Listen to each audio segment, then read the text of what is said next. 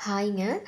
ஹஸ்பண்டுக்கு வந்து alternate Saturday work இருக்கும். அப்படி சாட்டர்டே போனாருனாலும் ஈவினிங் சீக்கிரமா வந்துருவாரு. மித்த நாள்ல கொஞ்சம் லேட் ஆகும். அவரு சீக்கிரமா வர்ற டைம்ல வந்து ஈவினிங் ஏதாவது ஸ்நாக்ஸ் ரெடி பண்ணி வச்சிருப்பேன். இந்த வாரம் வந்து முட்டை போண்டாவும், பால் பாயாசமும் செஞ்சிருந்தேன். ரொம்ப சூப்பரா வந்துருந்துச்சு. ஆனா, என்னால வந்து வீடியோ ஷூட் பண்ண முடியல.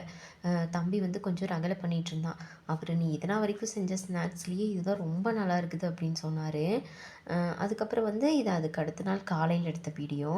காலையில இன்னைக்கு கொஞ்சம் நேரமாவே எந்திரிச்சாச்சு. விடியவே இல்ல. அப்பதான் விடிய ஸ்டார்ட் பண்ணிட்டுருக்கு. அ எனக்கு வந்து கோலம் போடுற ஒண்ணு வந்து ரொம்ப புடிச்ச ஒண்ணு. இது வந்து நாங்க கொஞ்சம் நடக்கிற இடம் தான். ஸ்பேஸ் வந்து கம்மியா தான் இருக்கும். ஆனா இந்த மார்கழி டைம்ல வந்து நம்ம கோலம் போடணும் அப்படிங்கிறதுக்காக நான் இந்த மார்கழி டைம்ல மட்டும் இத ஃபாலோ பண்ணிட்டுருக்கேன். அதுக்குன்னு நான் ரொம்ப சூப்பராலாம் கோலம் போட மாட்டேன். ஓரளவுக்கு வந்து ஒரு மீடியமா வந்து கோலம் போடுவேன். கோலம் போடுறது, பூ கட்டுறது இதெல்லாம் வந்து ரொம்ப புடிச்ச ஒண்ணு. இதெல்லாம் நான் வந்து ஒரு 3, 4த்துலேருந்தே வந்து பழகியாச்சு. அப்புறம் சமையலும் எனக்கு பிடிக்கும். பார்த்து பார்த்து நம்ம செஞ்சது வந்து ம மத்தவங்க சாப்பிட்டு பார்த்து நல்லாயிருக்கு அப்படின்னு சொல்லணும் அப்படிங்கிற மாரி பார்த்து பார்த்து வந்து செய்வேன். அதுக்கப்புறம் காலையில டிஃபன் எல்லாம் சாப்பிட்டு, நம்ம ஸ்கூல் டேஸ்லலாம் வந்து விளையாடுவோம்ல, கிளாஸ் ரூம்ல நோட்ட வச்சுட்டு பேப்பரெல்லாம் வந்து பந்து மாரி சுருட்டி அடிச்சு விளையாண்டுருப்போம்ல.